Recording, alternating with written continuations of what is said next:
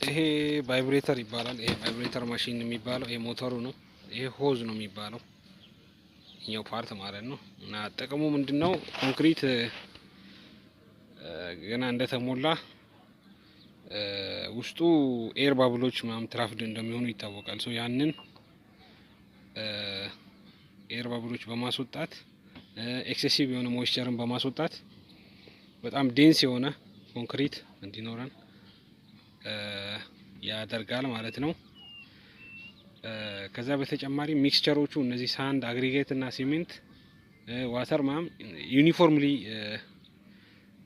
ዲስትሪቢዩትድ እንዲሆኑ ነው የሚያደርገው። ሶ የኮንክሪቱን ዴንሲቲ ይጨምራል። ለምሳሌ ትራፍድ የሆነ ኤር፣ ኤክሴሲቭ የሆነ ሞይስቸር ሲወጣ የኮንክሪታችን ቮሊዩም ይቀንሳል። ሶ ያ ሲቀንስ ደግሞ የዴንሲቲው ይጨምራል ማለት ነው። ሶ ዴንስ ነው የሚያደርገው። በጣም ለኮንክሪት ስትሬንግዝ ወሳኝ ነው ማለት ነው። ለኮንክሪት ስትሬንግዝ እንደዛ ነው ማለት ነው።